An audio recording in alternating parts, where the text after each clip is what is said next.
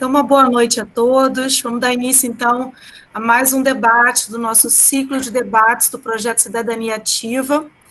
Vou falar um pouquinho sobre o projeto com vocês. O Projeto Cidadania Ativa é um projeto de extensão lá do curso de Direito da UF de Macaé.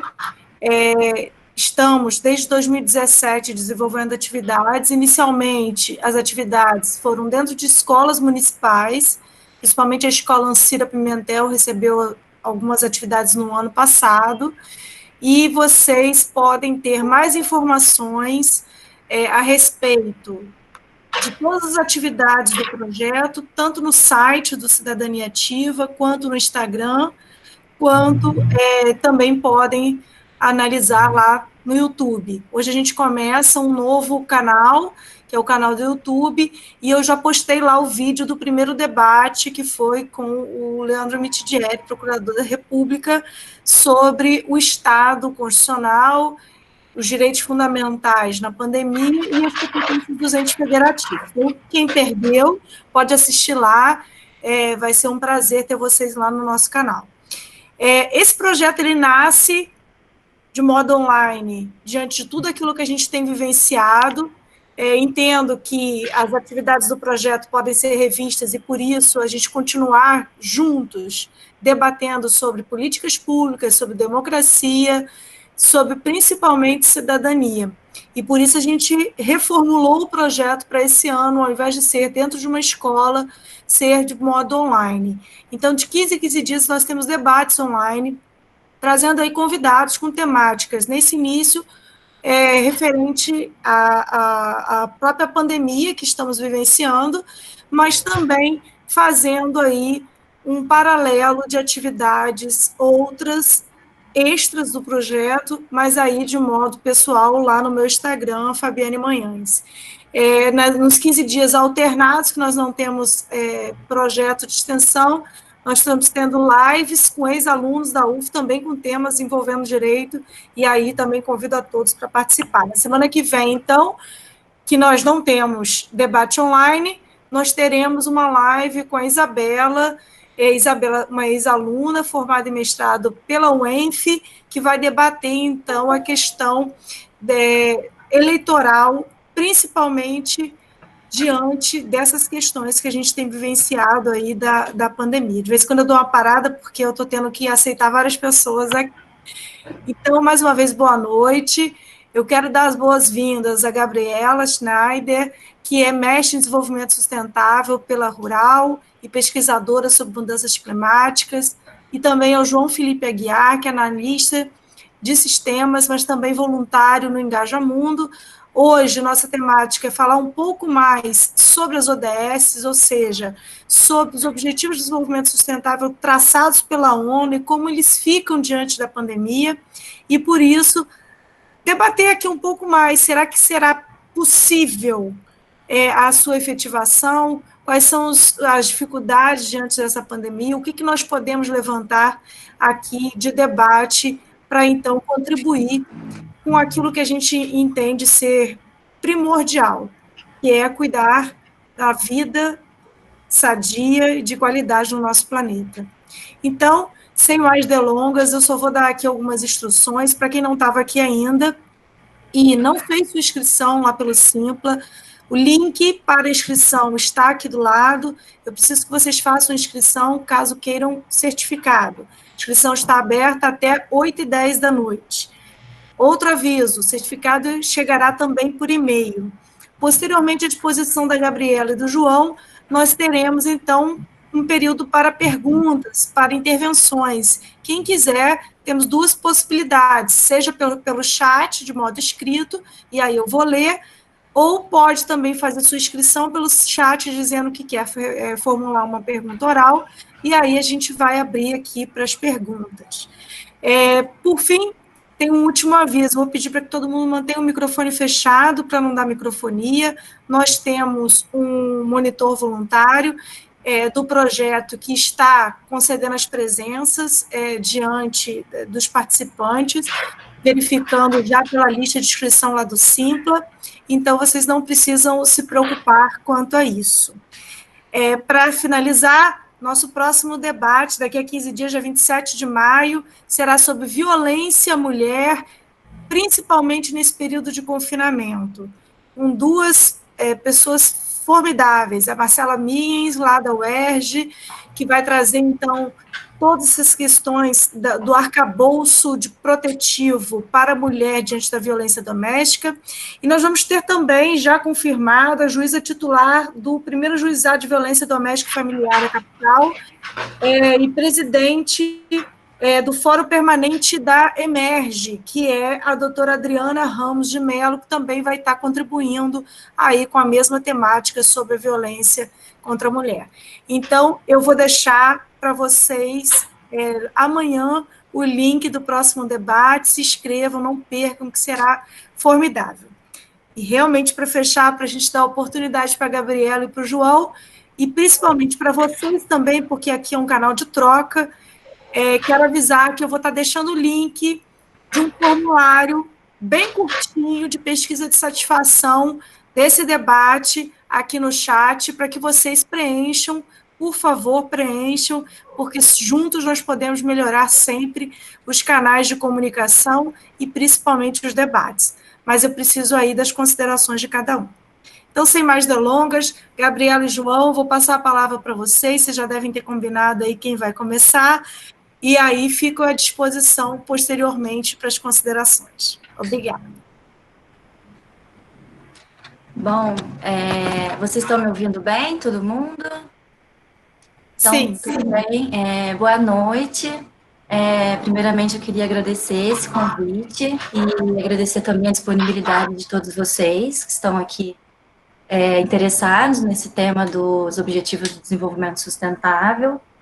Então, para começar, eu queria que vocês imaginassem onde vocês vão estar daqui a 10 anos, porque, como vocês sabem, os Objetivos do Desenvolvimento Sustentável, daqui a 10 anos, né, a Agenda 2030, ela vai ser, no caso, esses objetivos, eles devem ser alcançados daqui a 10 anos. Então, assim, só para vocês pensarem onde vocês vão estar morando, trabalhando, enfim, já pensando que esse contexto de sustentabilidade deveria, né, eu espero que esteja enraizado em todos vocês. Eu acho que você pode passar, João. Então, primeiramente, eu quero fazer, assim, um cenário para, assim, apresentar para vocês um cenário para a gente perceber como que a gente chegou até aqui, né? O que são as ODSs, o que são esses objetivos, da onde surgiram esses 17 pontos. Então, eu começo falando lá em 1972, quando pela primeira vez se pensa em sustentabilidade, um arranjo institucional, no caso a ONU, né?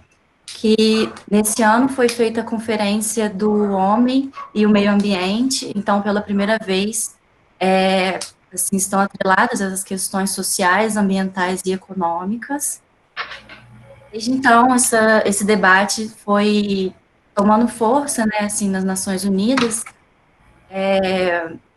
e já nos anos 90, tinha uma tentativa bem grande da ONU de implementar algumas conclusões relacionadas à pobreza, porque naquela época cerca de quase 2 bilhões de pessoas viviam em extrema pobreza no mundo. Então, foi debatido na Rio 92, no caso que aconteceu essa conferência, essa nova conferência de meio ambiente e homem, nesse caso, nessa época já se chamava meio ambiente e desenvolvimento sustentável. E, enfim, nesse contexto de extrema pobreza, as nações decidiram se juntar e falar o que elas poderiam fazer para que acabasse com a pobreza no mundo, né? E, então, foram instaurados os objetivos do milênio, que eu acho que, se não me engano, foram 8 objetivos para acabar com a pobreza extrema no mundo. E nessa época também já havia um grande debate de que a pobreza ela causava sim uma destruição ambiental e que esses dois fatores estavam muito ligados. Enfim, e aí nesse momento eles depois de todas essas discussões e a implementação dos objetivos do milênio, 10 anos depois eles repararam que esses objetivos foram eficazes sim, ou seja, menos da metade desse número ainda vivia sob condições de pobreza. Então eu acho que isso demonstrou a eficácia do objetivo do milênio e assim meio que uma linha a ser seguida de instauração desses objetivos. E mas eles conseguiram perceber que foi eficaz, mas que ainda muita coisa ainda poderia ser feita. Então, aprendendo com esses objetivos do 10 anos depois, né, da implementação deles, na conferência da Rio Mais 20, ou seja, aconteceu 20 anos depois dessa primeira conferência do Rio, de 92, ou seja, em 2012, foi lançado o documento O Futuro que Queremos, e que aí nele foi reconhecido que essa formulação de metas era útil para alcançar objetivos globais, e aí eles pensaram que eles poderiam fazer uma agenda do tipo mais para um desenvolvimento sustentável mais integrado. Então, esses objetivos do desenvolvimento sustentável foram institucionalizados no ano de 2015, na cúpula das Nações Unidas sobre o desenvolvimento sustentável. Elas têm o objetivo de orientar políticas nacionais e atividades de cooperação para os próximos 15 anos, ou seja, como foi feito em 2015, esses objetivos são para ser alcançados em 2030, como eu falei. Então, são esses 17 pontos que estão escritos aí, como erradicação da pobreza, fome zero, parceria para implementar boas práticas, cidades resilientes e sustentáveis, energia limpa, enfim, esses 17 pontos que estão escritos aqui, e eles seriam medidos através de 169 metas. Essas metas têm que ser alcançadas para que esses objetivos também possam dizer, a gente pode dizer que esses objetivos foram alcançados. E eles são medidos através de 231 indicadores, que no caso eles são uma dimensão mais técnica de como que as políticas públicas podem alcançar as ODS. Pode passar, João. Então, como eu disse, esse movimento de sustentabilidade, ele abarca 3 áreas, que no caso é o econômico, o social e o ambiental, e a gente pode perceber que temos super interdependência entre esses 3 aspectos, nas ODS, não só nas ODS, né, mas no nosso dia a dia também. E agora, assim, passando mais especificamente para as ODS em si, nesse contexto que a gente está, o que eu acho, assim, primeiramente, que a gente pode falar é que, nesse momento de crise, as desigualdades são muito mais acentuadas, a gente percebe que tem um descompasso muito grande entre as diversas da sociedade, e eu vou falar um pouquinho especificamente sobre 3 ODS, assim, 3, 4, enfim, que a gente pode já perceber os impactos nessa crise que a gente está vivendo. Pode passar. Primeiramente, eu queria dizer que eu sou uma pessoa muito positiva, então eu vou começar falando uma coisa boa, que eu acho que, assim, tudo bem, os meios não são tão os que a gente esperava, né? Mas o que eu quero dizer é que a energia do mundo, ela está se voltando muito para uma energia mais voltada aos renováveis, que vai de novo com essa ODS 7, que é sobre estabelecer uma energia limpa. E, então, desde que o Covid apareceu, enfim, as indústrias pararam de funcionar, então a demanda do petróleo diminuiu muito.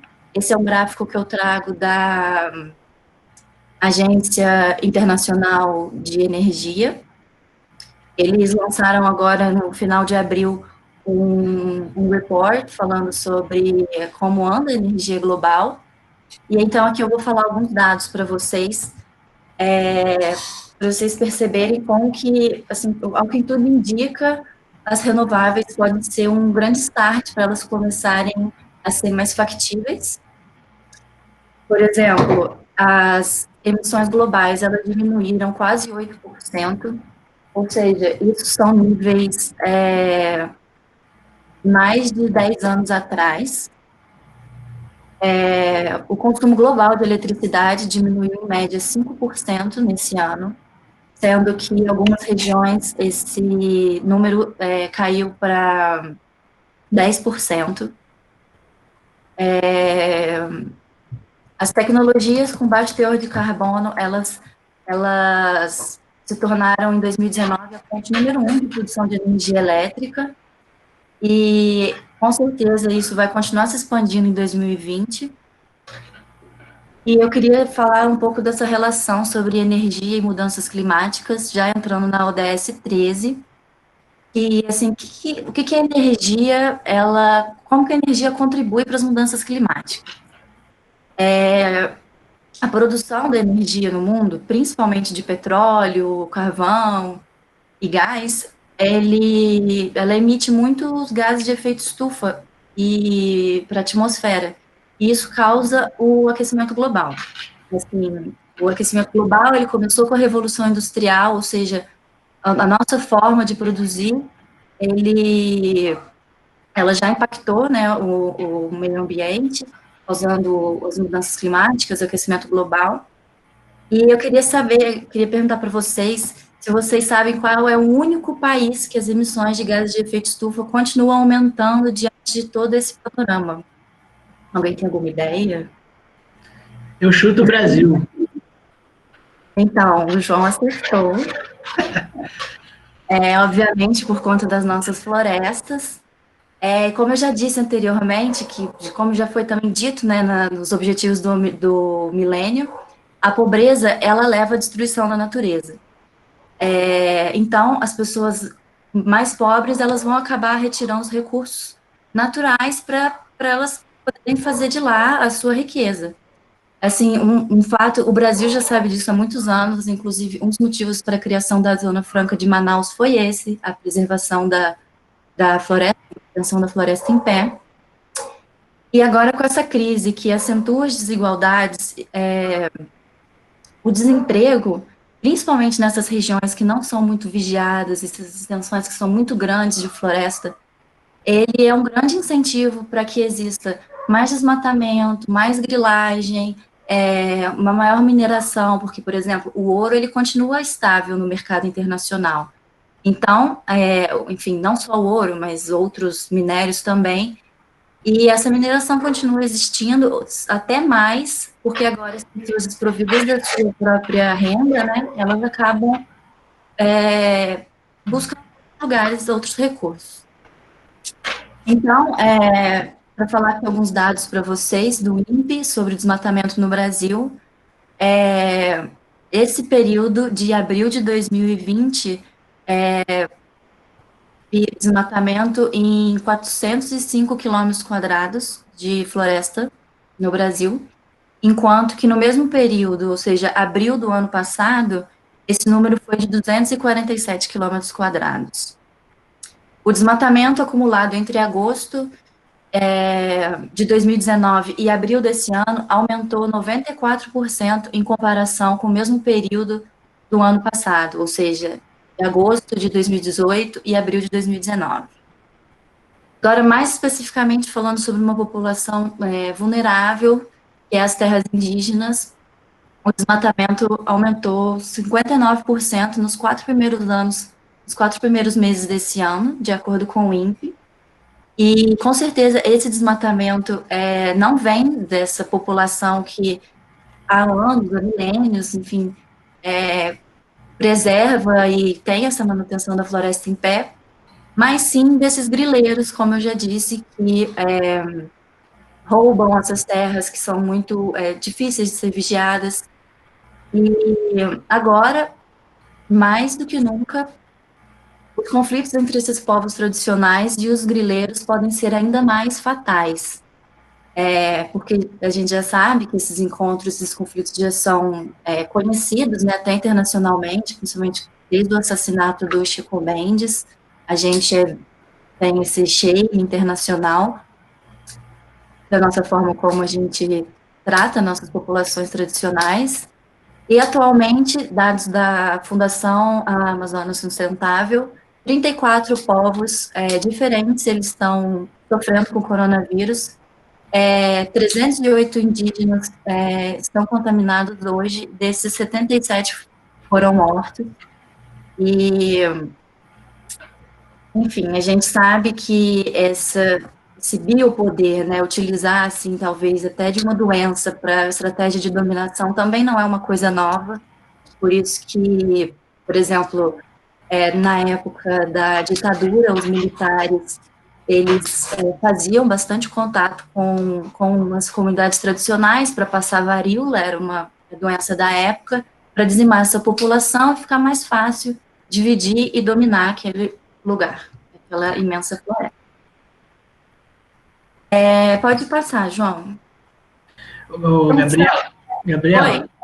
só para acrescentar o que você disse, com o isolamento social, né, você vê que diminui a fiscalização em várias áreas, né, de mata, né, então acaba que fica muito fácil, né, de a pessoa poder... Fica mais fácil e eles ficam até mais encorajados, assim, com menos pessoas. Também não sei se vocês viram, mas, por exemplo, o ICMBio, ele tem a liberdade de destruir esses equipamentos usados para desmatamento, e eu acho que há 2 semanas atrás, eles estavam, né, querendo destruir equipamentos de desmatamento, e eles, as pessoas que desmatam, estavam super encorajadas a brigar com eles, a impedir que isso acontecesse, ou seja, até essas práticas que já eram, essas práticas criminosas que já eram ruins, hoje em dia elas ficam muito mais fáceis de acontecer.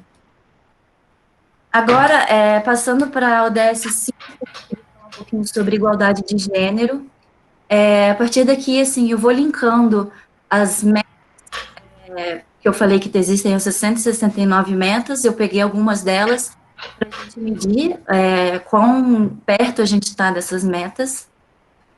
Então, pensando na meta 2, do objetivo 5, que é eliminar todas as formas de violência contra todas as mulheres e meninas nas esferas, incluindo o tráfico e a exploração sexual, e etc., entre outros. A gente percebeu uma subida de mais de 8% de ligações do canal de violência, de denúncia de violência doméstica, e segundo a Ouvidoria Nacional dos Direitos Humanos do Ministério da Mulher, da Família e dos Direitos Humanos, houve um aumento de 18% do número dessas denúncias. Isso acontece porque muitas mulheres que, assim, abusadas, né, dos seus parceiros, que antigamente elas trabalhavam, enfim, saíam de casa, o marido também, agora não tem tanta essa facilidade, e isso, mais uma vez, estimulou conflitos, e agora falando até na esfera doméstica. Pensando na meta 4, que é relacionada com a dupla jornada, que a meta é reconhecer e valorizar o trabalho de assistência e doméstico não remunerado por meio da disponibilização de serviços públicos, infraestrutura e políticas de proteção social, bem como a responsabilidade compartilhada dentro do lar e da família, conforme os contextos nacionais. A gente percebe que essa saturação do sistema de saúde, que leva ao fechamento das escolas, a gente percebe que a tarefa de cuidado, ela recai principalmente sobre as mulheres, que elas têm mais responsabilidade de cuidar da casa, de cuidar dos familiares doentes, de cuidar dos seus pais, que já são pessoas idosas, cuidar dos filhos. E isso, em um contexto já sem coronavírus, as mulheres já trabalhavam 8 8 horas a mais do que os homens no serviço. Agora, a gente percebe que esse trabalho está sobrecarregando ainda mais essas mulheres. Saiu até um estudo no British Journal for Philosophy of Science, e o número de artigos científicos produzidos pelas mulheres que esse jornal recebe, né, assim, por mês, o número de mulheres que mandam esses artigos diminuiu drasticamente. E isso está totalmente ligado pela produção acadêmica, produção do trabalho, enfim, em todas as áreas. Os serviços domésticos, eles acabam tomando mais tempo e fazem com que a participação feminina nessas outras áreas sociais, ela acaba ficando um desafio maior, né? Agora, pensando sobre o trabalho informal, é um indicador de realizar formas para dar às mulheres direitos iguais aos recursos econômicos e o acesso à propriedade e controle da terra, pensando que o controle da terra pelas mãos femininas no Brasil é só 13%, ou seja, 13% de todas as terras no Brasil estão em nome das mulheres, os outros 87% são dos homens. Já começa aí essa desigualdade que já acontecia antes desse panorama. A gente já percebe que, então, o emprego da mulher no trabalho informal é maior, bem maior do que o do homem, ou seja, o da mulher é 42%, enquanto o do homem é de 20%. E isso num cenário já sem a crise de saúde. Agora, nesse momento, a gente tem que levar bastante em consideração essas mães, essas famílias que não têm pais, essas mais de 5 milhões de crianças no Brasil que não têm o nome do pai na certidão de nascimento. A gente tem que pensar como estão essas mulheres, qual que é a assistência que essas mulheres estão recebendo. Elas estão recebendo alguma assistência do governo, principalmente, que era quem prioritariamente deveria dar as condições sociais para que elas possam existir, enfim, exercer o trabalho delas normal. Agora, pode passar, João. Aproveitando aí essa ODS 5, né, só para uma informação que no estado de São Paulo, o aumento de agressão à mulher aumentou em 44% nesse período pandêmico, né, então a gente testifica, né, que a pandemia, ela impactou muito essa ODS, né, então é uma coisa que a gente tem que ter muito cuidado, prestar muita atenção e ver meios de diminuir, ajudar essas mulheres, né? Porque muitas sofrem calada, têm medo de denunciar, então é bem impactante mesmo. Pensando agora no objetivo 4, sobre educação de qualidade, eu acho que é uma polêmica, assim, bem grande agora, essa questão do ensino à distância. Eu acho que não só os alunos, como também os professores estão tendo que se adaptar muito, ser muito mais responsáveis nessas tarefas, porque, enfim, tem uma mudança muito grande de como fazer, né, de como dar a aula. E, atualmente, no mundo, mais de 850 milhões de crianças e adolescentes estão sem aulas devido à pandemia. E como que isso se dá na prática, né, assim, no dia a dia? No Brasil, a gente reduziu o número de aulas para 200 dias letivos, e na China, enquanto isso, as aulas estão voltando, retomando na China, mas com muitas medidas protetivas. Por exemplo, as crianças estão tendo que usar máscaras, estão tendo desinfecções nas áreas comuns, controle de temperatura dessas crianças. E aí, eu queria deixar uma pergunta para vocês, se vocês acham que isso é possível acontecer no Brasil, crianças voltando todas usando máscaras, usando álcool em gel, tendo as suas áreas desinfectadas, se elas podem ser, as temperaturas delas podem ser medidas diariamente, levando em consideração o contexto de uma escola pública, e muitas vezes, né, falta água, tem tiroteio, esse tipo de situação. E já pensando também nessa polêmica do Enem, que o Enem, se o Enem é de fato para todos, porque essa história de educação à distância, ela serve para pessoas que têm, enfim, que têm computador, primeiramente, que têm computador e que têm acesso à internet. E isso não existe em 58% dos domicílios do Brasil, que não têm acesso a computadores, e sendo que 33 deles, não, por cento deles não dispõem de internet. Entre as classes mais baixas, esse acesso é ainda mais restrito. Então, mais uma vez, a gente pode, né, perceber como que esse quadro do coronavírus, ele pode acentuar muito essas desigualdades, desigualdades a acesso ao mercado de trabalho, porque quem tem direito a uma faculdade consegue um emprego melhor, ele depois acaba tendo uma renda melhor no futuro, enfim. Eu acho que todas essas questões são questões muito complexas, né, de serem pensadas, principalmente nesse momento que a gente ainda está passando pela crise. Eu acho que em um momento que a gente ainda está passando, a gente não consegue medir muito bem para onde vamos, enfim, onde que isso tudo vai culminar.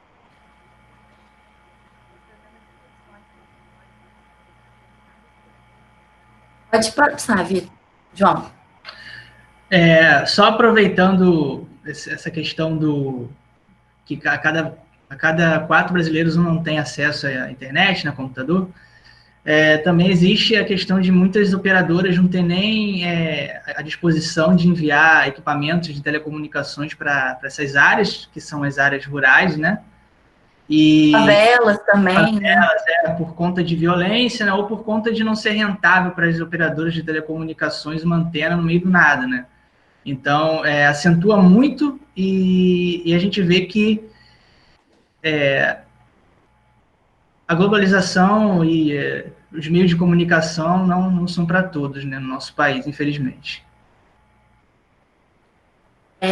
Pensando nessa ODS 3, eu acho que muita gente deve pensar que essa ODS é a mais relacionada diretamente com o coronavírus, porém eu acredito que todas estão super interligadas e, enfim, uma meta ela não consegue ser alcançada se sozinha, elas são super interdependentes entre si, mas falando especificamente sobre a saúde e o bem-estar, que é a ODS 3, eu queria chamar atenção para 2 pontos, que é a desigualdade e para a desvalorização da pesquisa. Ou seja,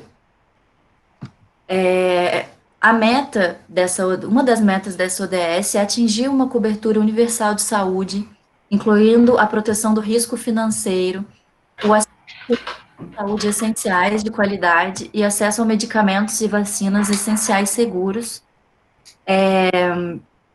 E assim, não falando especificamente do coronavírus, né, mas outras doenças também acabam sofrendo esses impactos. Por exemplo, sem sabão, tem pessoas que não têm acesso à água, não têm acesso a sabão, acho que o João vai falar um pouco mais específico disso. Por exemplo, as favelas, de novo, essas pessoas que sofrem uma grande carência do Estado, elas sofrem muito mais impactos, populações de rua, enfim, do que as pessoas que já têm um mínimo de conforto. E essas pessoas também, elas estão mais distantes dos hospitais, o acesso a vacinas, a medicamentos, não é tão eficaz quanto pessoas que podem pagar por esse serviço. Nessas casas de muitas pessoas superlotadas, elas não conseguem obter medidas básicas de prevenção. Um dado também que eu vi esses dias foi que as mortes nas favelas cariocas, elas já superam a maior parte dos municípios da Grande Rio, como Niterói e São Gonçalo. Ou seja, durante a pandemia morreram mais pessoas nas comunidades do que em cidades com mais de 820 mil moradores. É uma realidade também dessas áreas menos desprovidas de acesso, enfim, de governo, chegando lá, o sucateamento dos postos de saúde, falta de materiais para atendimentos, e assim, se a gente vê essa realidade em lugares populares, enfim, imagina na rede pública. Agora, pensando sobre a desvalorização da pesquisa, um exemplo do que eu falei, dessa interdependência, eu acabo de falar que as mulheres, elas estão sendo menos valorizadas na pesquisa, porque produzindo cientificamente por conta desses impactos de mais horas trabalhadas, e aqui, de novo, uma desvalorização da pesquisa, porque nesse contexto de orçamentária do Brasil, cortes de bolsas de pesquisa e subfinanciamento das universidades são uma realidade muito grande. E, assim, eu falo isso tanto no sentido biológicas, exatas e humanas, enfim, em todas as áreas.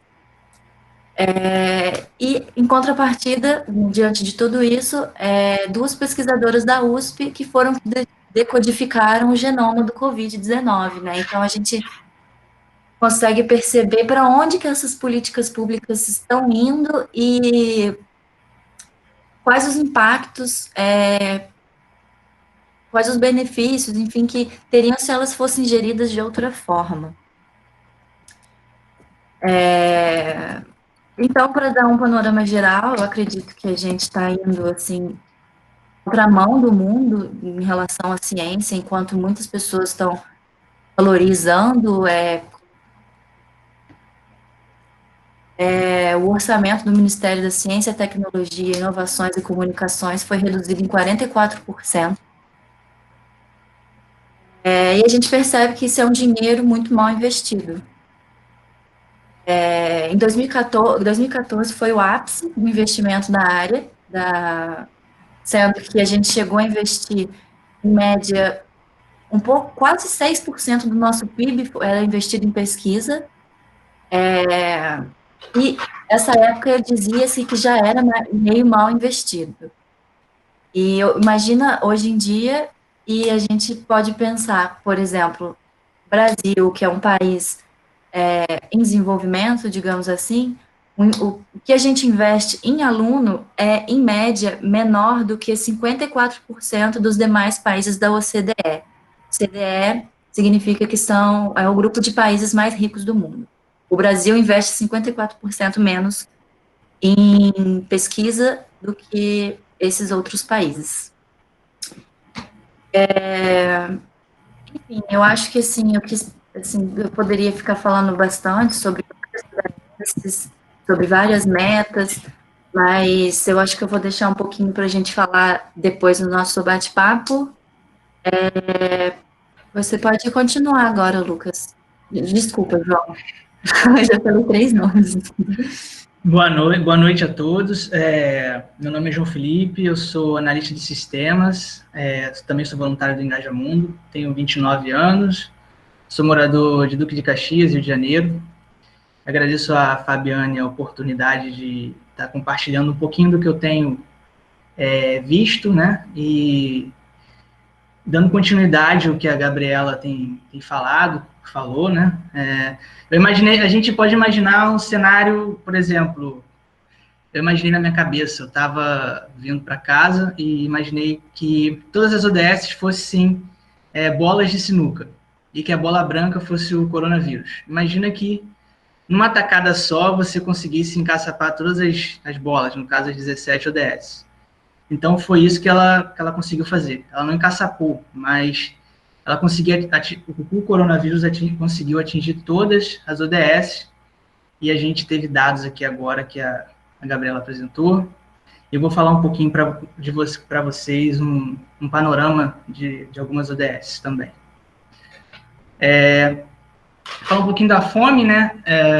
Acentuou muito essa questão, porque antes de eu falar de alguns dados, né, eu queria falar alguns pensamentos, né? E eu também sou testemunho ocular de muitas coisas, né?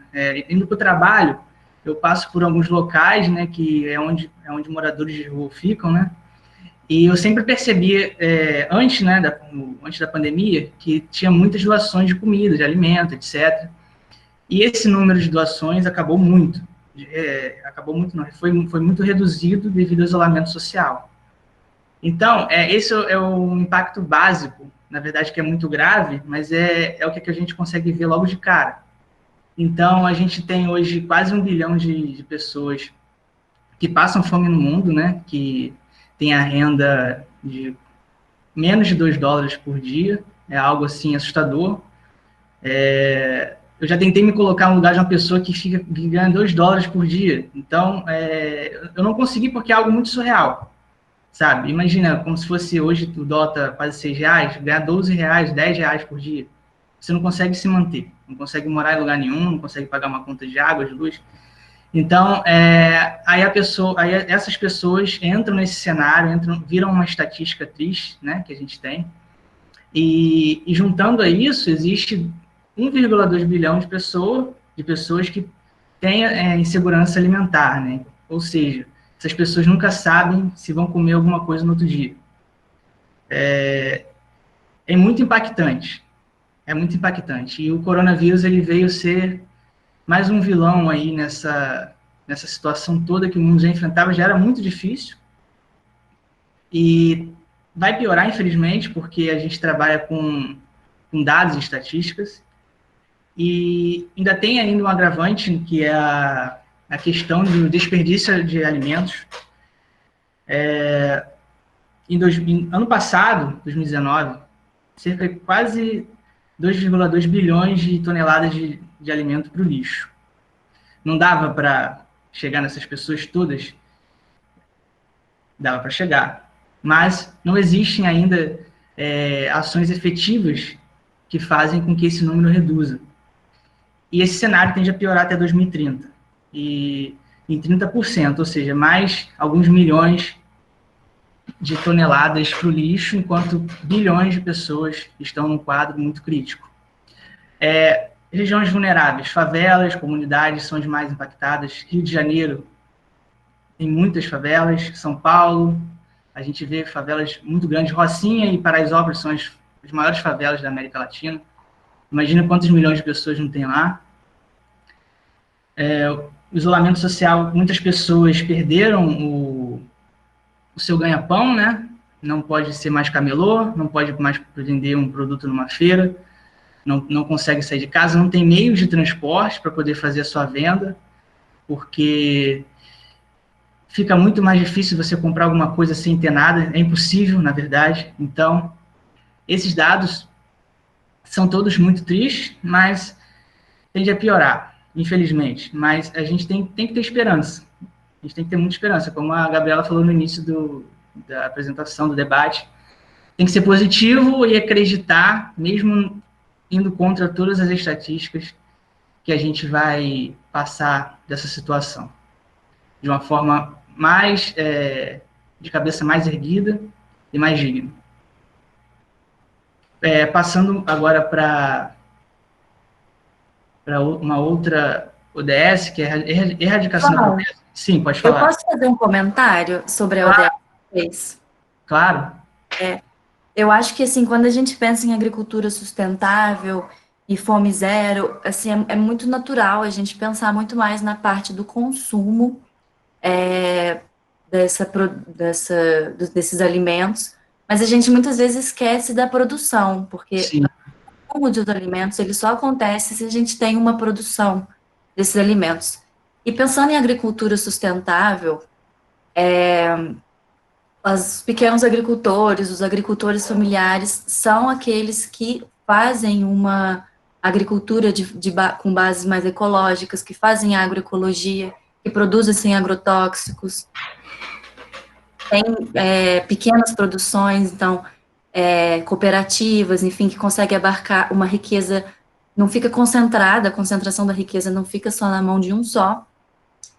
E essa parcela desses produtores são também aqueles que mais sofrem ao deixar de vender, porque eles não vendem em uma larga escala, como grandes produtores, JBS, Sim. esses grandes. Os conglomerados. E eles são os que mais sofrem também, por exemplo, não tem mais feira para eles poderem vender a produção da semana do seu hortifruti, das suas hortas. Então, assim, as duas pontas dessa cadeia são muito impactadas e eu acho que a gente não pode descolar uma da outra, porque não existe consumo se não tem a produção. E não existe produção se não tem o consumo. Então, pontuação aqui que eu tenho sobre agricultura sustentável.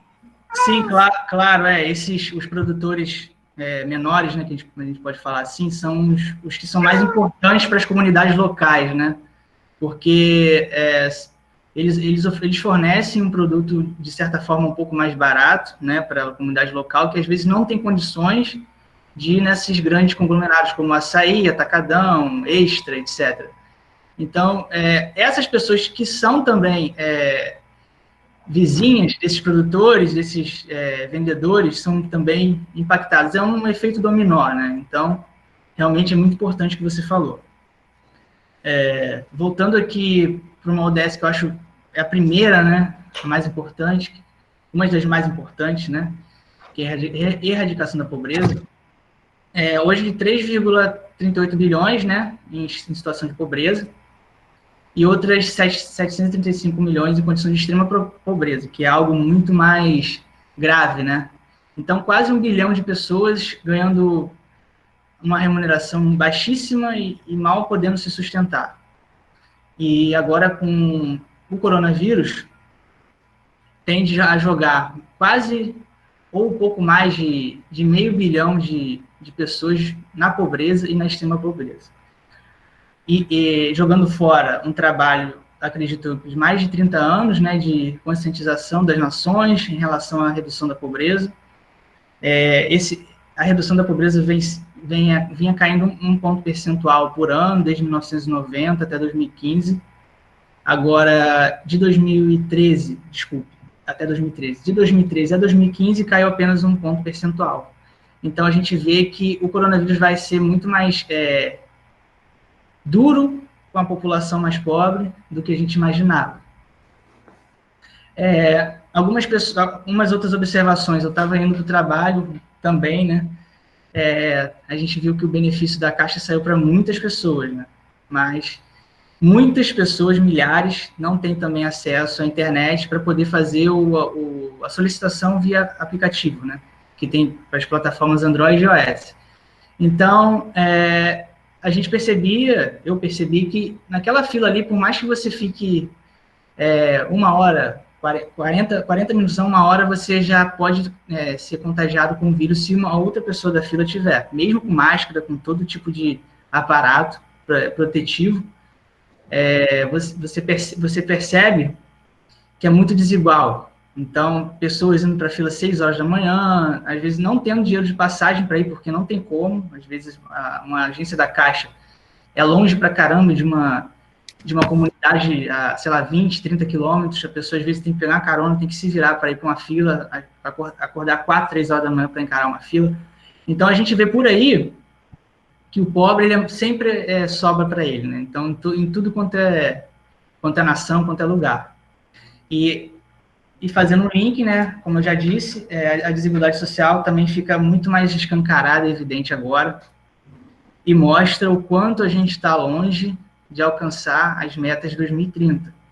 A gente já vai tomar uma pancada agora, em 2020, 2021,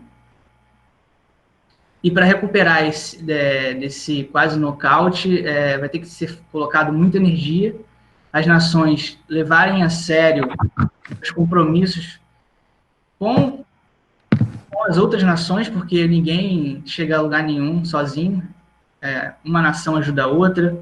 Então, se as metas que não estavam sendo cumpridas até até no passado, por exemplo, em termos de números, vão ter que ser agora serem muito mais levados a sério. Em 2020, 2021 até 2030, para a gente reduzir esse impacto tem sido muito grande.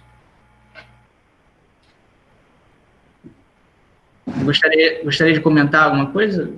Eu pensei que você ia comentar. Não, eu ia comentar, assim, num aspecto mais geral, assim. Não sobre essa ODS em si, porque eu acho que, assim, a gente aqui está trazendo muitos dados, assim, que deixam a gente um pouco desesperançoso, mas eu acho que diante de toda crise tem uma oportunidade, e assim, para fechar, assim, eu acho que a gente tem razões para ser tanto otimista quanto pessimista. Claro que é uma crise sem precedentes históricos, assim, acentua com certeza as desigualdades, mas, ao mesmo tempo, é uma chance da gente construir um mundo melhor, assim, a gente parar para pensar e falar onde que a gente está indo, onde eu quero ir, onde eu quero como cidadão brasileiro, para onde estão indo minhas políticas públicas, será que elas estão me atendendo a população que eu quero? E assim, pensando na UDS, eu não sei, eu acho especificamente o número, mas eu acho que é a 17, que fala sobre parcerias de implementação de metas. E também falando um pouco sobre cidades resilientes, prefeitos de 3 capitais brasileiras, São Paulo, Curitiba e Salvador, eles já assinaram um compromisso global de recuperação econômica verde pós-pandemia. Eu acho que também com esse desgoverno federal, com esse vácuo de poder, talvez, em algumas áreas, as cidades elas estão tomando muito à frente dessas questões sustentáveis, mas pensando no sustentável como aqueles 3 pilares que eu falei, o econômico, o social e o ambiental. Existem várias redes de cidades que, assim, é bem bacana de ver um prefeito conversando com outro, assim, esse novo contexto da diplomacia, a diplomacia entre as cidades, a paradiplomacia. Eu sou muito, assim, sou muito esperançosa de que como é um novo sistema que a gente está formando, a gente tem total capacidade de formar ele e de colocar o dedo nessas feridas, dessas desigualdades e, enfim, fazer a nossa política, porque toda ação nossa é política, comer é político, andar de ônibus, investimento de Uber é político, todas as nossas ações são políticas e somos todos capazes de querer alcançar esse mundo melhor e o mundo que a gente acredita. Para fechar, assim, eu acho que é isso que eu queria dizer, assim, que temos razões para sermos otimistas e pessimistas e temos uma grande responsabilidade agora, né, de construir um mundo mais justo, igualitário, ambientalmente sustentável, economicamente sustentável. Só uma ideia, assim, que eu tive agora. Não, sim, e isso vai trazer uma conscientização maior. Eu espero, né, que muito aqui no nosso país de incentivo à pesquisa, incentivo à educação, muito. Eu acredito que existe, mas é muito pouco. Eu acredito que tem que ser algo assim absurdamente grande para a gente poder tirar esses anos de atraso. É isso que você falou, a gente tentar tirar lições para construir uma sociedade melhor. É como se fosse assim, a gente começasse do zero hoje. Porque todos os países foram afetados, quase todos, pouquíssimos não foram. Eu vi uma notícia, eu fiquei até assim, né, impactado. Né? Na Suíça, tinha uma fila de mais de 1 quilômetro para pessoas que não tinham como trabalhar recolher a cesta básica. Então, a gente imagina que a Europa, os países são, sim, desenvolvidos, mas eles também têm as suas falhas, que também não são pequenas. Então, é uma conscientização global, precisa serem tomadas medidas muito mais rígidas em relação a metas e o atingimento delas. Eu queria só abrir um parêntese rapidinho aqui, em relação à pobreza, etc. Realmente é uma coisa oposto, né? Que na contramão dessa pobreza toda, muitas companhias se aproveitando desse atual momento, principalmente da indústria farmacêutica, que, por exemplo, a Inovio, ela teve um aumento de 20% em suas ações, só de citar que teria um possível teste de uma vacina contra o coronavírus. Então, é aquilo. Sempre numa tragédia, numa desgraça, sempre vai ter alguém vendendo lenço para quem está chorando. Então, essas companhias tiveram um lucro muito grande. A Netflix, o dono da Zoom dobrou praticamente o valor da empresa dele globalmente. E só nesse período de pandemia, 4 bilhões de dólares foi o ganho dele. É algo assim que eu não tinha nem ideia. Então, como numa guerra, sempre numa guerra também muitas pessoas ganhavam, os produtores de arma ganhavam muito dinheiro. E nesse período, algumas companhias estão também se aproveitando desse período. Deixa eu... Isso aqui. A água potável e saneamento é uma ODS também que eu acho assim, super, hiper, ultra importante. Só para ter uma ideia, 2,1 bilhões, né, de pessoas não têm acesso à água potável. Então, o coronavírus, se ele já é cruel com as pessoas pobres, imagina com as pessoas que não têm água em casa potável, que não tem água para realizar suas necessidades fisiológicas.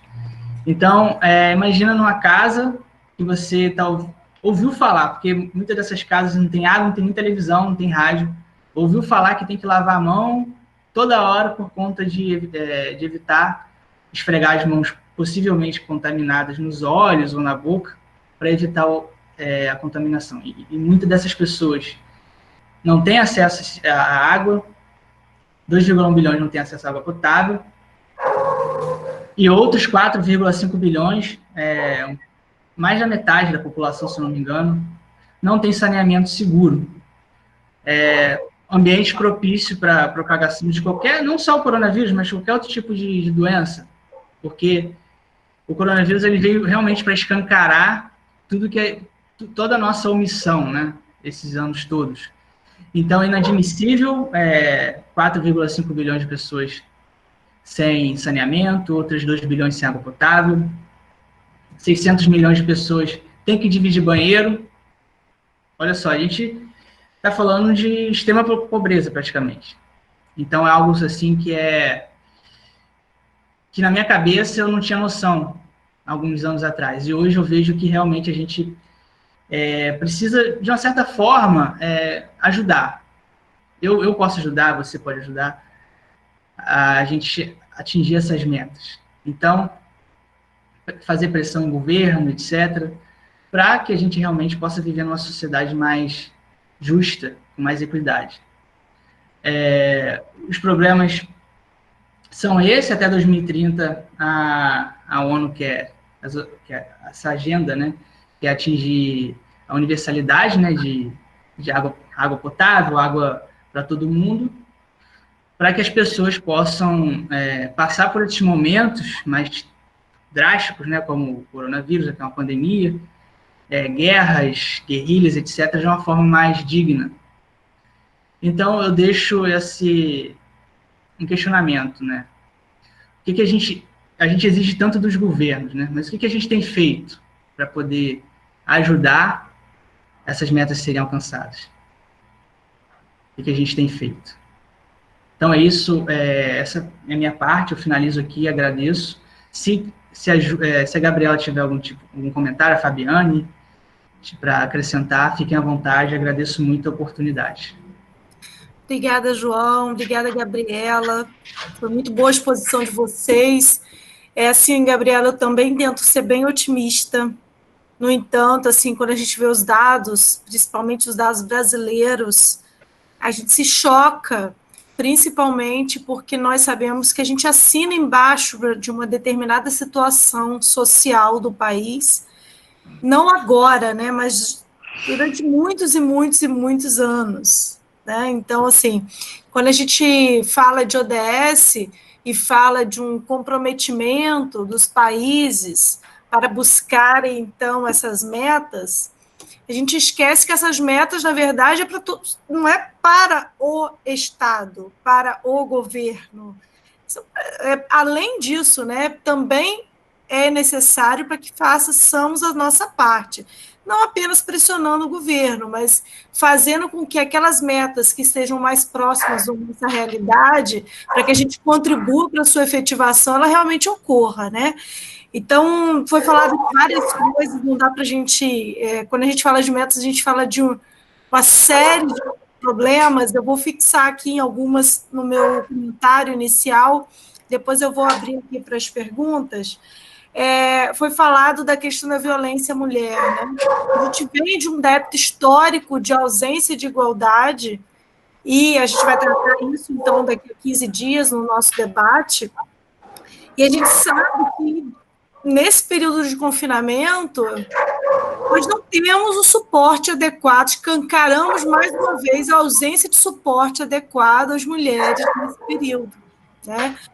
Nós falamos também aqui de Enem, né? Quando a gente permite a manutenção da data do Enem, a gente está assinando embaixo de que a gente acha que a educação que está sendo fornecida de modo online, mesmo que seja aquele online para inglês ver, né? Aquele que eu falo que eu estou oferecendo, mas não dou meios para, né? E a gente está assinando embaixo dizendo que a gente concorda que aquilo é uma educação de qualidade que vai estar permitindo, então, que as pessoas se qualifiquem e disputem em pé de igualdade. Não é a realidade, né? Que igualdade é essa? Que igualdade é essa quando um estudante da escola pública não tem o meio tecnológico para assistir a aula? Né? Então, é muito cruel, né, dizer que a universidade é para todos, proporcionar, então, o acesso através das cotas, mas não dar meios para. Né?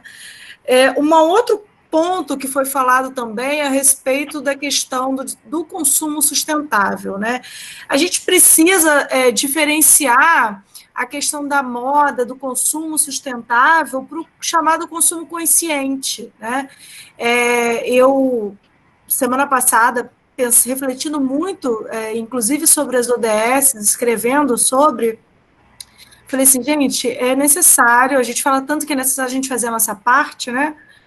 O que eu tenho feito para isso? Tenho feito algumas coisas, mas eu acho que eu posso fazer mais. Uma delas é usar o meu canal de comunicação através da educação para conscientizar pessoas. E aí eu realmente me propus a mudar um pouco o meu perfil de Instagram, do próprio YouTube, que eu vou estar formatando a partir de agora, exatamente com esse tipo de informação que eu acho que para uma parcela da população é possível se realizar escolhas. João falou muito bem aqui de pessoas que possuem realidades que são cruéis, não dignas, né? São cruéis. Pessoas que não possuem saneamento, pessoas que não têm o que comer. Mas nós sabemos que estamos aqui com um público, falando agora com um público que pode sim realizar boas escolhas. Né? Então, o que eu tenho feito no meu dia a dia para realizar, então, uma escolha de consumo consciente, uma escolha de consumo sustentável? Né? Quando você fala em consumo sustentável, você está ligado aí às práticas da produção, né? Principalmente em relação à produção da roupa, do produto em si.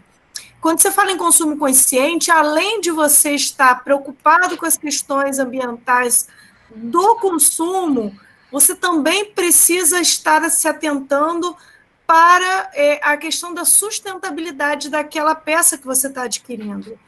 Inclusive, não apenas no aspecto ambiental, mas também no aspecto social.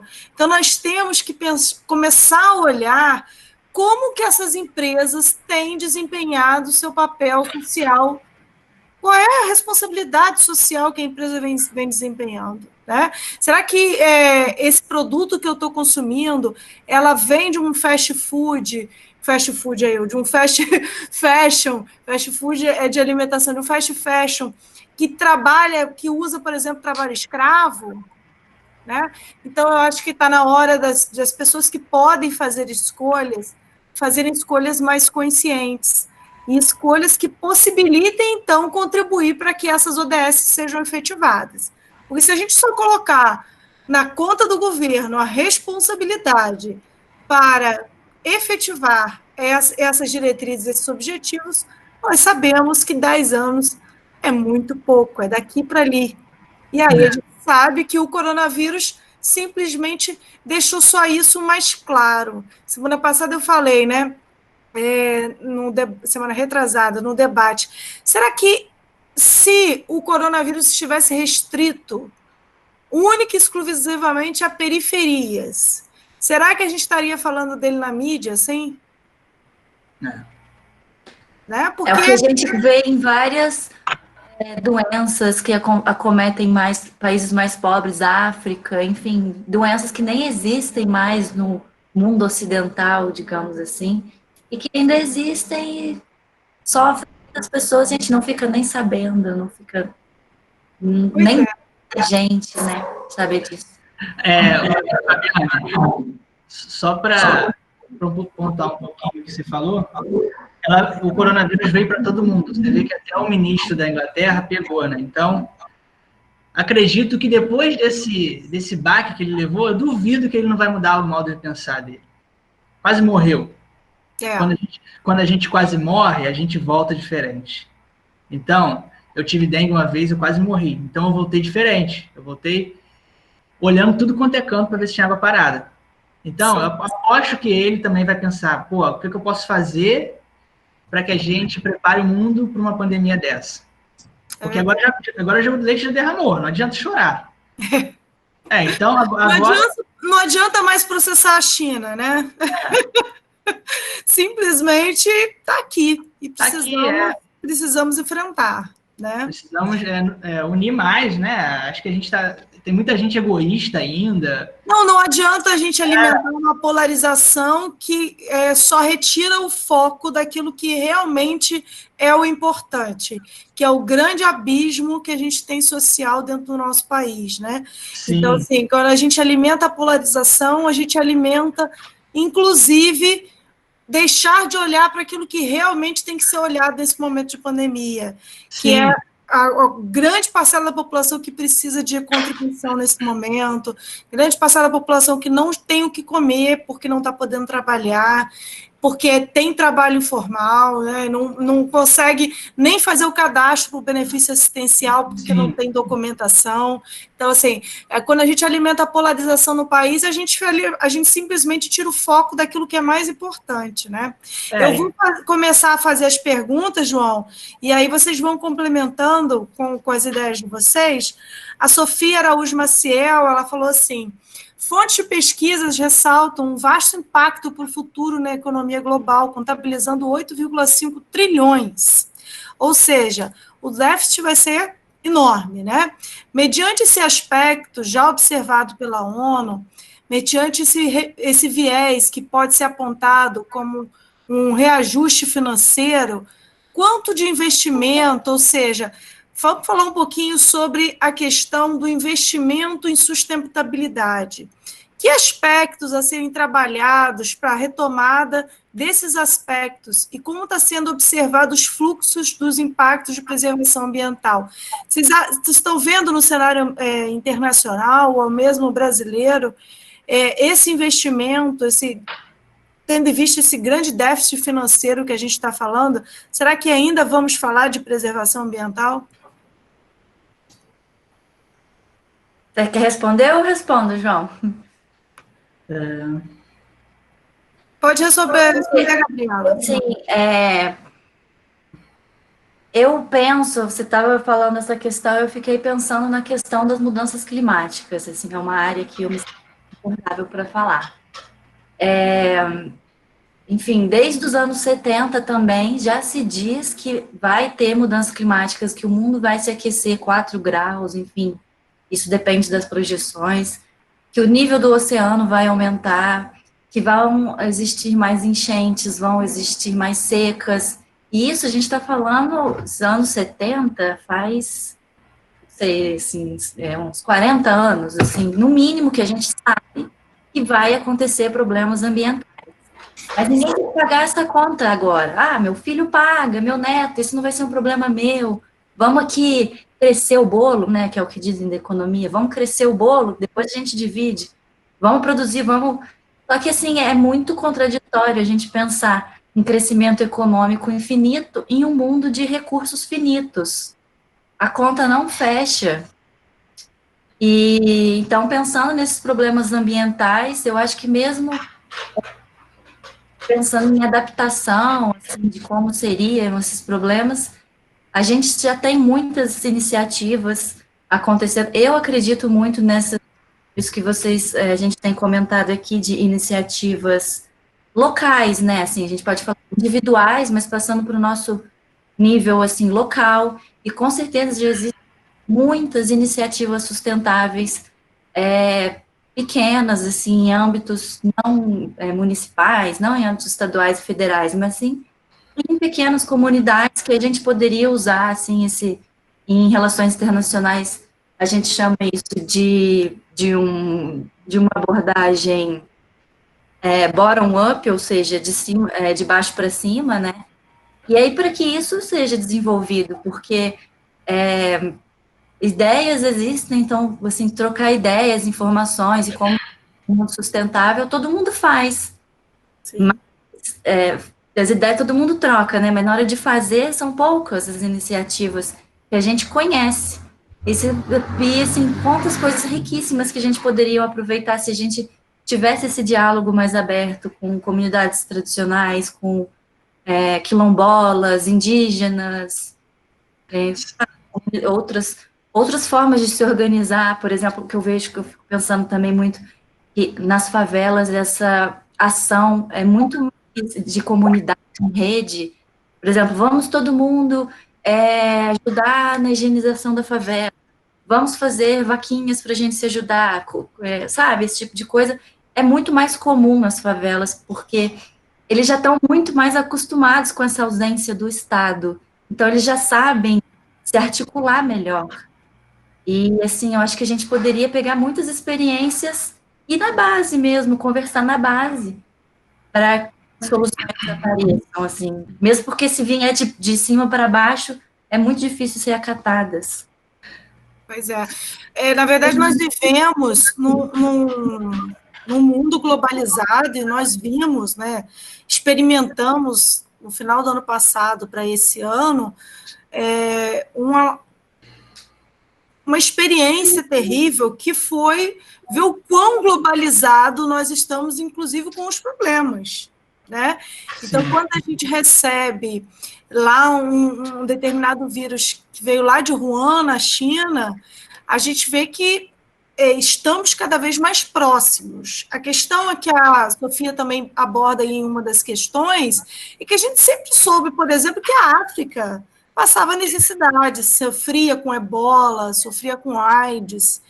Né? O que falta em termos de conscientização para investimento no atendimento a essas doenças de base, principalmente do continente africano? Quem quer falar?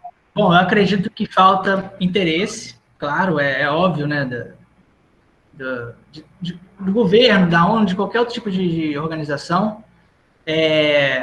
A indústria farmacêutica também, existem, né, as vacinas, existem os remédios, eles não estão para perder, eles querem ali ter sempre um lucro em cima de qualquer combate a qualquer tipo de doença, e o financiamento disso tudo acaba ficando muito caro, porque também existe, vamos ser sinceros, existe também a questão do racismo, que o mundo é racista, não tem jeito.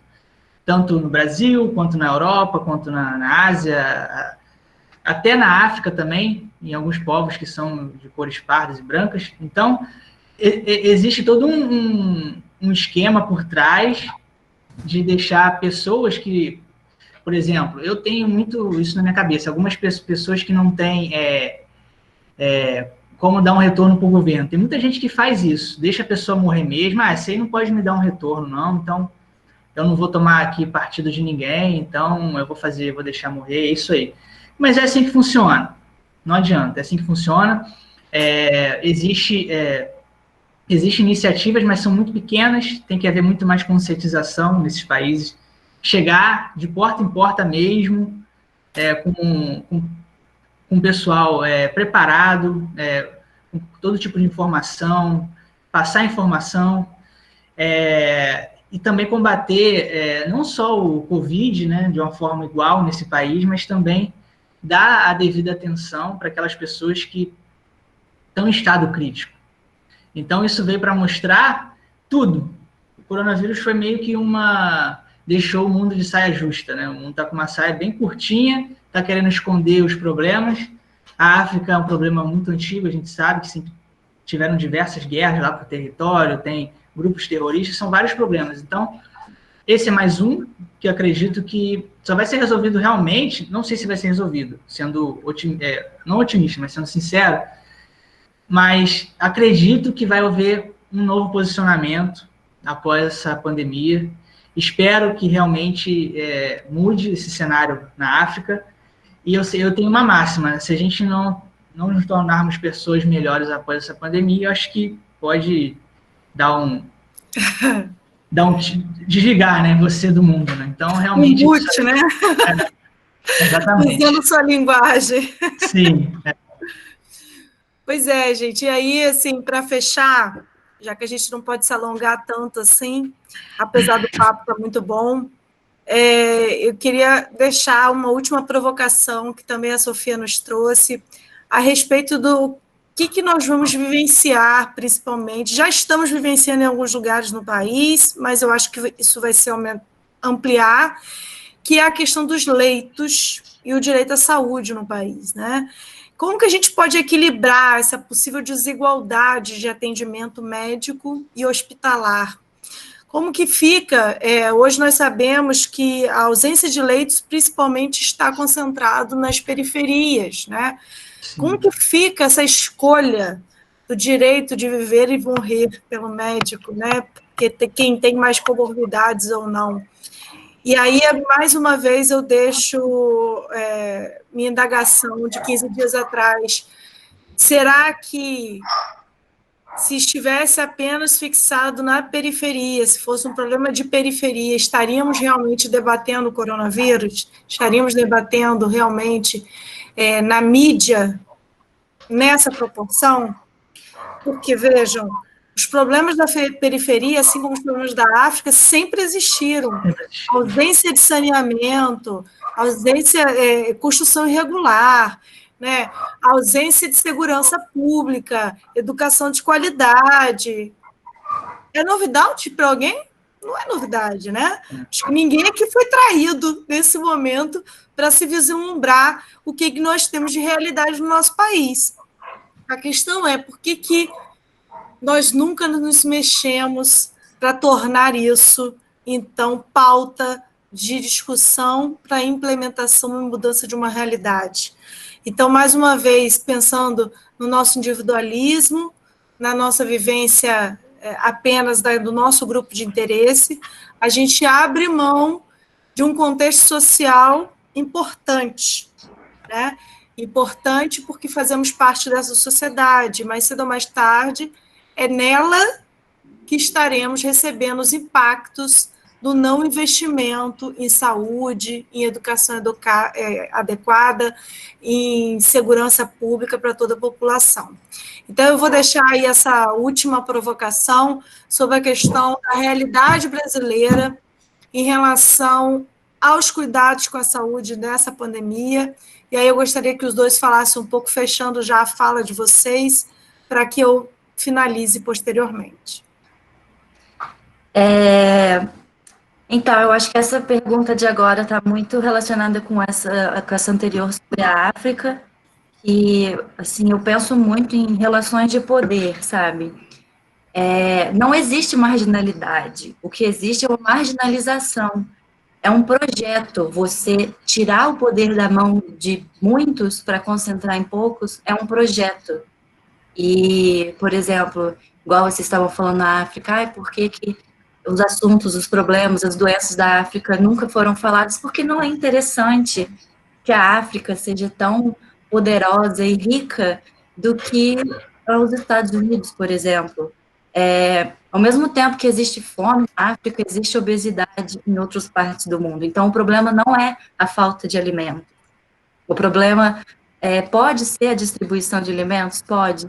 Mas pode ser também a falta das próprias pessoas de se sentirem capazes de mudarem a realidade delas, de questionarem a realidade delas. E, às vezes, a pessoa trabalha 12 horas por dia, sei lá, 10 horas por dia, fica 4 horas no trânsito, não tem tempo de pensar sobre essas questões.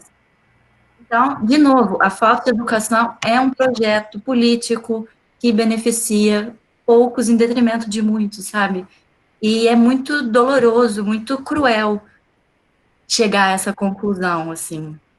E, enfim, cabe a nós, pessoas que temos essa capacidade dessa informação, que podemos fazer nossa educação à distância, sabe?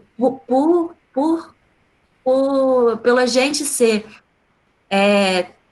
privilegiado mesmo, né? Dessa consciência, por a gente ter essa consciência, a gente tem uma responsabilidade muito maior para lutar por aqueles que não têm voz, sabe? Eu acho que é isso que eu termino.